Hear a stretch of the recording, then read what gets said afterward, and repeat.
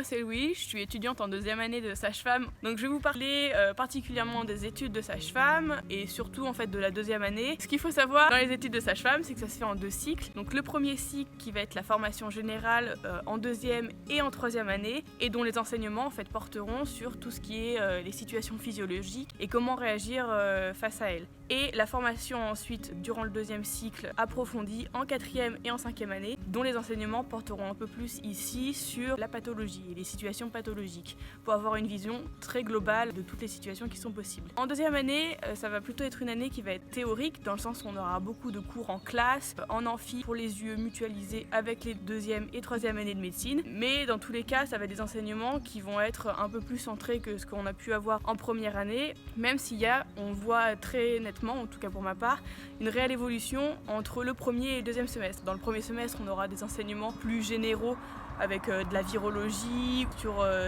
l'appareil cardio-respiratoire. Et alors qu'au deuxième semestre, ça va être des enseignements qui vont être un peu plus en rapport direct avec le métier de sage-femme, puisqu'on aura de l'obstétrique, de la pédiatrie, etc., etc. Ce qu'on a aussi, c'est beaucoup de TP, que ce soit des TP sur les gestes infirmiers, on va dire, de base, comme la prise de sang, la prise de tension, pour nous permettre à tous et à toutes, nous sommes 100% des filles, peut-être que dans votre promo, il y aura des sages-femmes hommes et non pas des sages-hommes.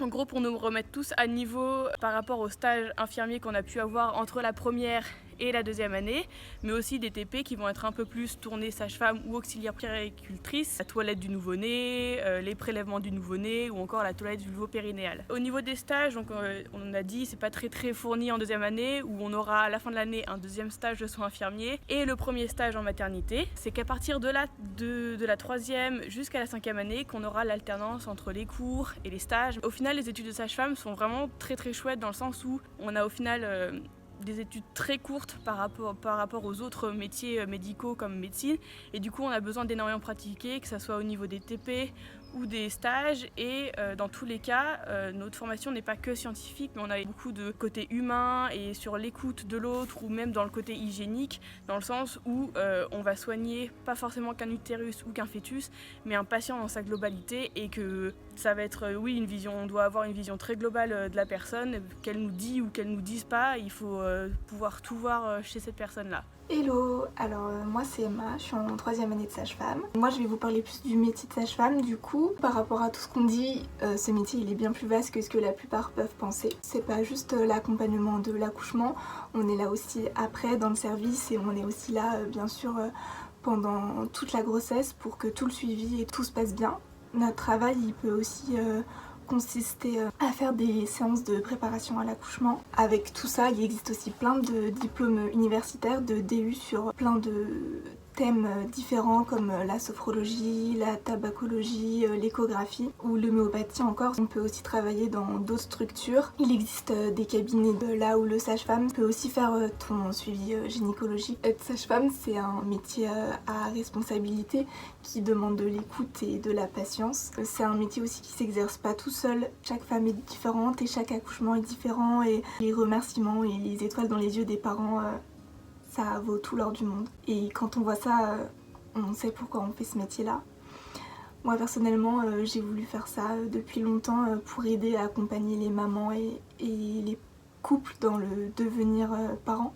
Et aujourd'hui, je suis super contente de ce que je fais. Donc moi je m'appelle Claire, je suis en troisième année de sage-femme, et aujourd'hui je viens vous parler des stages qu'on fait dans les différentes années. Donc déjà vous commencez l'été de la PACES à la deuxième année par un stage infirmier qui dure 4 semaines. Ensuite la MA2, du coup la deuxième année, c'est une année qui est très théorique et vous n'avez pas de stage avant mai, et vous enchaînez sur encore un stage infirmier de 4 semaines, un stage en maternité, donc en suite de couche avec les bébés qui viennent de naître, de 4 semaines aussi, et un stage en salle d'accouchement de 2 semaines. Ensuite la MA3, on commence un autre rythme, on va passer sur du 2 semaines de cours, 3 semaines de stage environ, des fois ça varie un peu. Et là vous allez avoir des stages toujours en maternité, toujours en salle d'accouchement, et en plus en consultation obstétricale et les consultations pour voir si tout va bien pour elle et bébé. Ensuite en MA4, vous gardez à peu près ce rythme de 2 semaines de cours, 3 semaines de stage et en plus vous êtes rémunéré par les hôpitaux à hauteur d'environ une centaine d'euros par mois. Vous avez en plus de tous les services que je vous ai déjà dit, vous allez avoir